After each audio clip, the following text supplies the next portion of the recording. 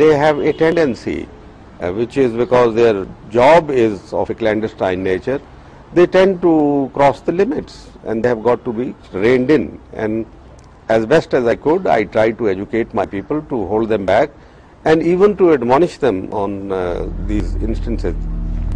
We have documented at Human Rights Watch enough cases of torture in the custody of the police, Pakistani police, and military intelligence agencies to know that that is just a fact of life. That's how it is. That is what happens here. Torture is widespread. And there is huge evidence, overwhelming, that the government of Pakistan is maintaining illegal detention centers where torture goes on as a routine. Ali Hassan was kept in a torture cell for 3 months and interrogated jointly by American and Pakistani intelligence agents.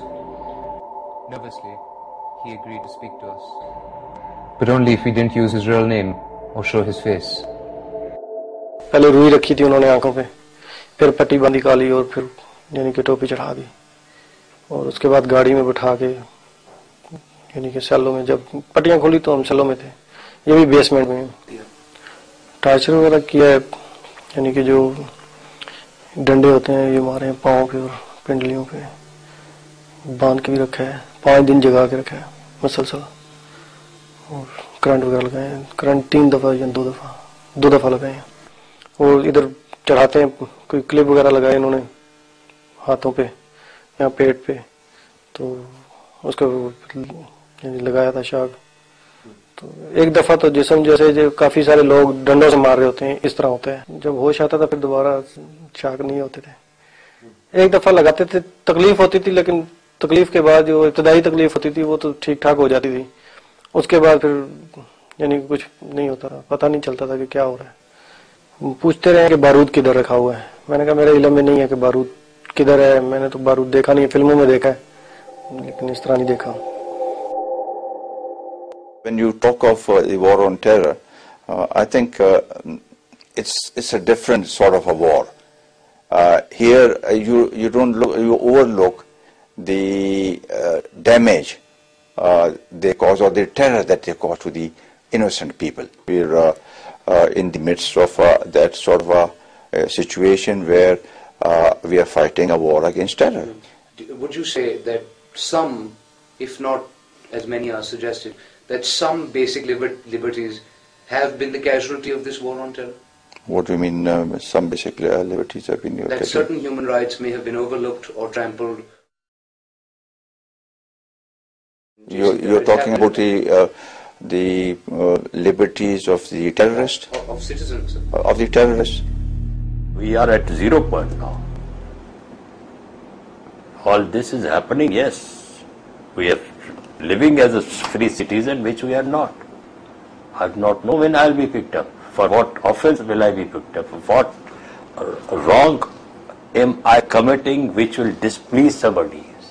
I don't find the appropriate word to condemn this practice of disappearances in such a blatant manner, and to make innocent people suffer and languish and subjected to torture. Oh my God, there can't be a greater inhuman barbaric crime. This is not a Gestapo age. While there has been an expansion in media space in Pakistan, attacks on journalists have increased in recent years. The Committee to Protect Journalists, a New York-based watchdog group, rated Pakistan among the top 3 countries where press freedom is endangered. Reporter Mukesh Rupeta and cameraman Sanjay Kumar shot footage of US fighter jets taking off from an airbase inside Pakistan, one the government had denied was being used by the US. They were kept in illegal detention for 3 months and tortured. They were lucky to be released, but have not since spoken of their ordeal.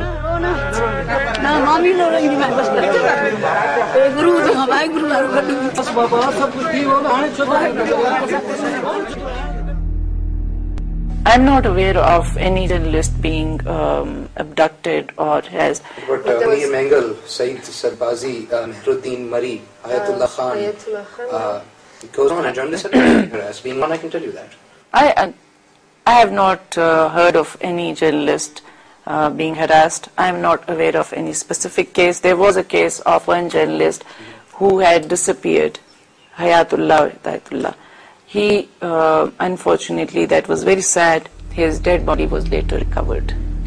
Journalist Hayatullah Khan took a photograph of something Pakistan's government said was never there.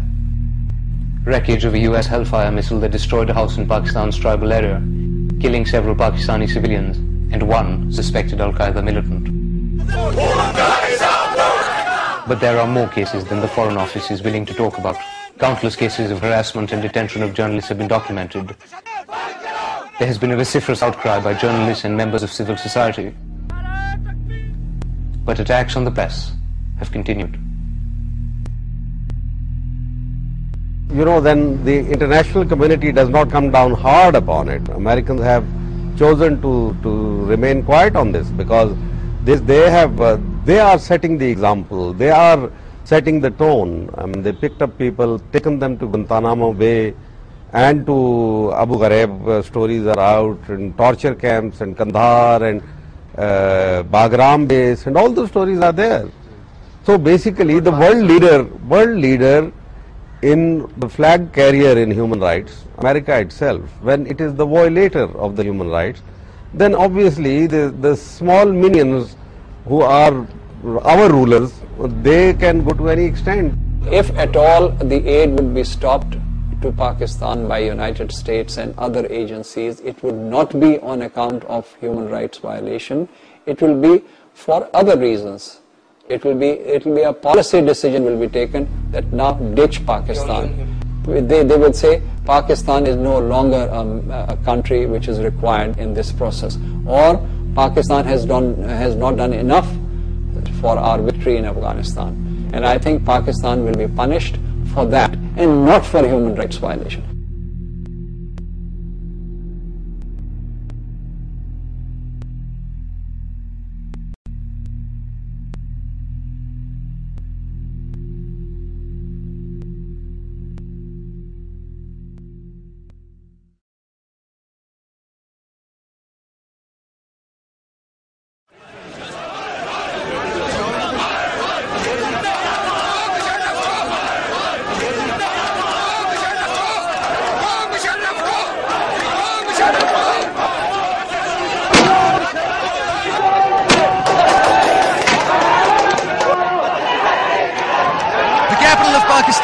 Islamabad is a battlefield today as thousands have turned out to protest the treatment meted out to the former deposed Supreme Court Justice Chaudhry Iftikhar. It has been widely seen as an autocratic assault on the judiciary by an increasingly dictatorial military junta. Civil society has been incensed by images of the Supreme Court Justice being dragged by his hair and manhandled by a low-level police officer. Thousands continue to protest across the country. Dozens have been arrested. Judges have left their benches, lawyers refuse to plead cases, the opposition parties stand united in condemnation, and the press has launched a counter-assault. A storm is brewing in Pakistan as a military dictator romanced by the West now seems to be losing his grip.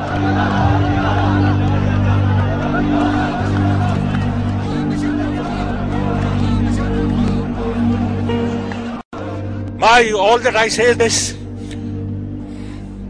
the land of medicine, the land of Jefferson, people who believed in government of the people, by the people, for the people.